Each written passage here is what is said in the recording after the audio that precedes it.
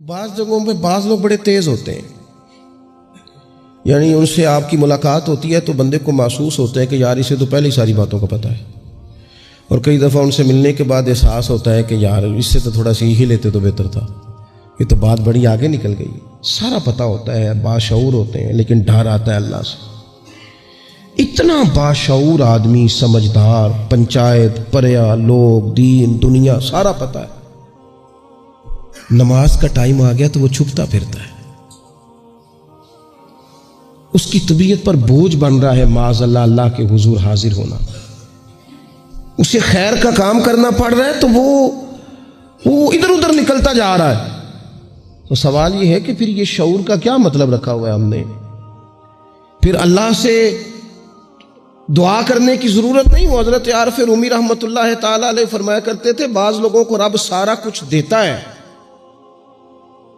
سجدے کی توفیق نہیں دیتا۔ اس کا مطلب یہ ہے کہ وہ کہتا ہے یہ سارا کچھ لے اور نکل جا، میرے گھر نہ آنا، رکھ سارا کچھ پاس۔ رب سے عافیت مانگی جائے، اس سے اس کا فضل مانگا جائے، اس سے اس کا کرم مانگا جائے۔ اللہ کے پیارے رسول صلی اللہ تعالی علیہ وآلہ وسلم اس عافیت مانگنے پر زور دیتے، توجہ دیتے۔ میں آپ کو صحیح بتاتا ہوں، رب نے اگر کسی بندے کو عافیت میں رکھا ہو نا تو حالات کیسے بھی برے چل رہے ہوں اس کا بگاڑ کچھ نہیں سکتے۔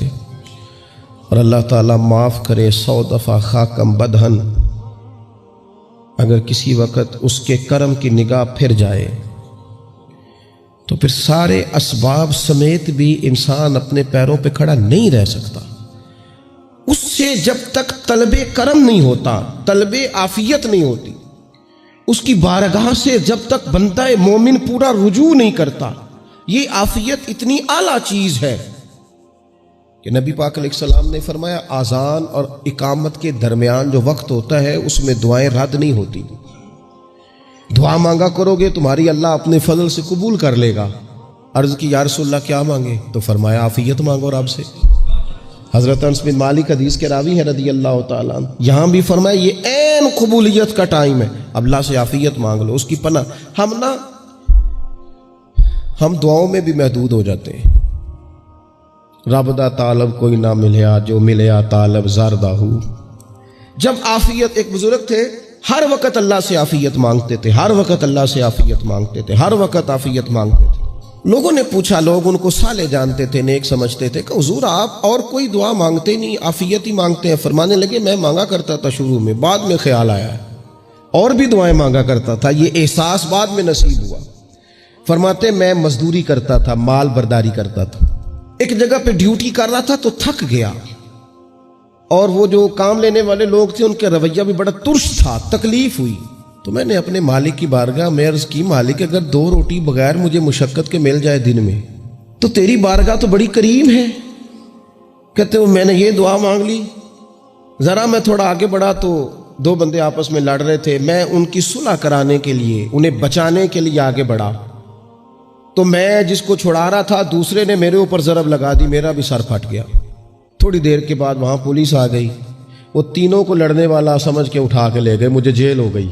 2 روٹیاں بغیر مشقت کے روز ملنی شروع ہو گئی۔ دعا مانگی تھی نا کہ یا اللہ 2 روٹیاں مل جائے نا بغیر مشقت کے، کہتے ہیں وہ 2 روٹیاں روز ملتی، کوئی کام نہیں کرنا پڑتا تھا، پر جیل ہو گئی۔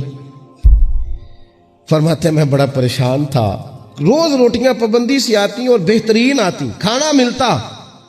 پھر کچھ عرصے کے بعد میں نے سوچا کہ یار یہ دعا تو قبول ہو گئی نا تیری، اب تو اگر اس پر کوئی الگ بات کرے گا تو وہ تو غلط کرے گا۔ کہتے پھر خود ہی میرے دل میں اللہ نے بات ڈالی اور میں نے عرض کی مالک 2 روٹیاں نہیں، مجھے تو عافیت چاہیے، مجھے تو عافیت دے، میرے اوپر تو کرم فرما، تو نظر رحمت کر، جے ایک قطرہ بخشے مینوں، جے ایک قطرہ بخشے مینوں تے کام بن جاندا ہی میرا، مہربانی کر عافیت عطا کر۔ فرماتے پھر خدا نے کرم کیا، کہاں سے اسباب بنے میرے جیل سے چھوٹنے کے، کون کون میرے ضمانتی بنے اللہ ہی جانتا ہے۔ فرماتے ہیں دروازے بھی کھل گئے، رزق بھی ملتا ہے، صحت بھی میسر ہے، سجدہ بھی کر لیتا ہوں، سویرے تلاوت بھی کرتا ہوں، شام کو مدینے والے کی بارگاہ میں رج کے درود و سلام بھی عرض کرتا ہوں۔ میں ممکن ہوتا ہے تو کسی غریب کی داد رسی بھی کرتا ہوں. اب سمجھ آئی ہے. ربنا آتنا فی الدنیا حسنۃ وفی الآخرۃ حسنۃ وقنا عذاب النار. اب سمجھ آئی ہے رب سے جب بھی مانگنا ہے عافیت ہی مانگنی ہے, اس سے کرم مانگ. ہم نے محدود دعائیں رکھی ہوئی ہیں, محدود.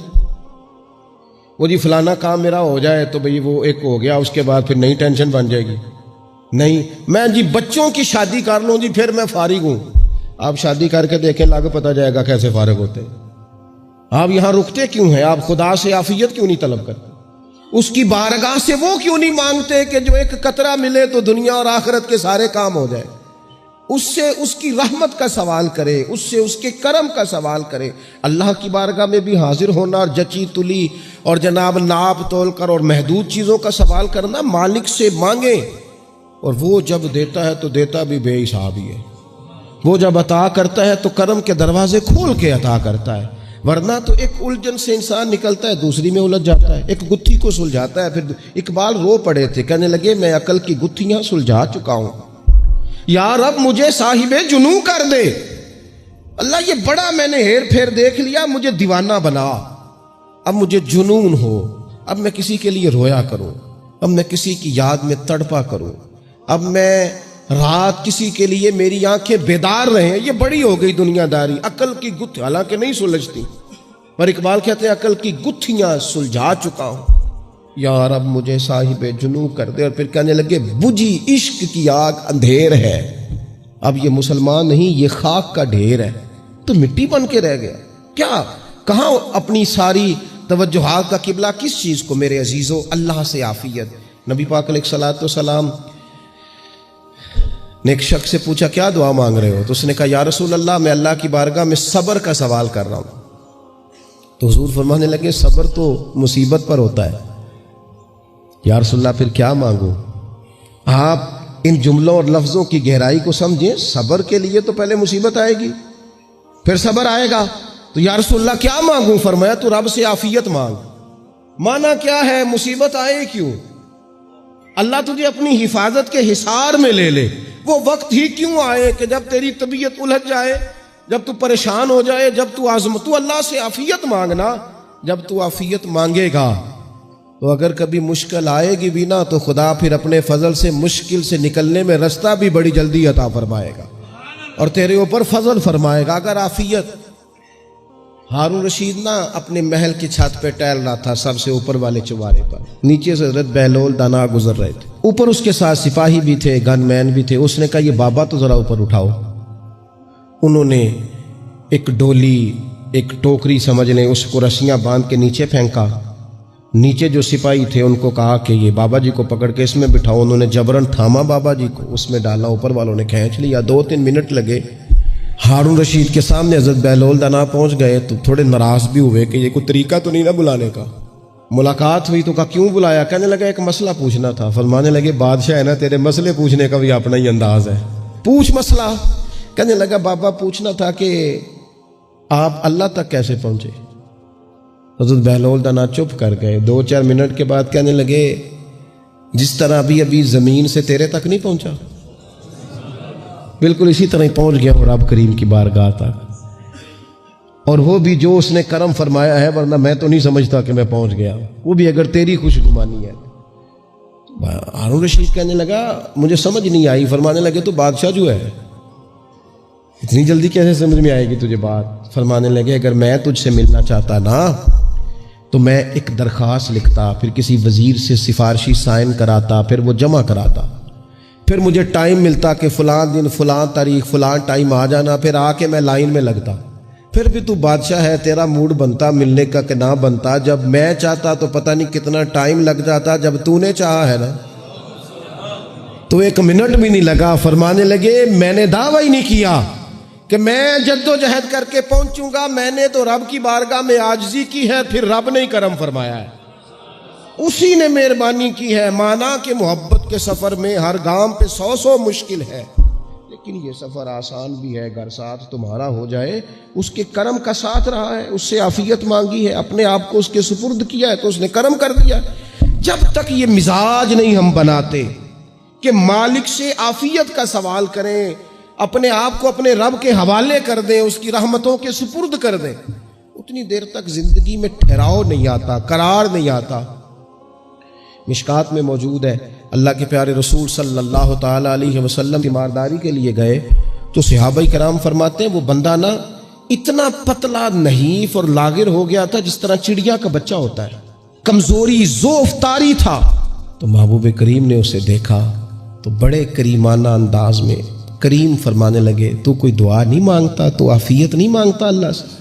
عرض کی یا رسول اللہ صلی اللہ تعالی علیہ وسلم، میں نے اپنے رب کی بارگاہ میں عرض کی ہے مالک قیامت کا عذاب بڑا سخت ہے، میں نہیں برداشت کر سکتا، تو نے اگر مجھے کوئی سزا دینی ہے تو یہی دے لے، قیامت کو نہ دینا۔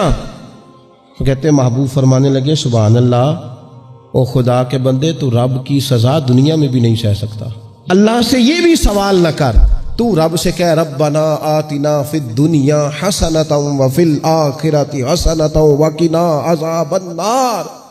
تو رب سے دنیا میں بھی حسنہ مانگ، بھلائی مانگ، تو آخرت کے لیے بھی بھلائی مانگ، تو اس سے عافیت کا سوال کر۔ تو نے یہ سوال کیوں کیا؟ عرض کی یا رسول اللہ کرم ہو گیا ہے، مجھے سمجھ آ گئی، اب میں اسی طرح ہی کروں گا۔ عزیز دوستو، ہم کہاں سہ سکتے ہیں؟ ہم دنیا میں رب کی سزا ہم نہیں سہ سکتے، ہم کمزور ہیں، تو گرمی نہیں سہ سکتے، شدید سردی نہیں سہ سکتے، شدت کی بھوک لوگ نہیں سہ سکتے، کوئی آزمائش نہیں سہ سکتے۔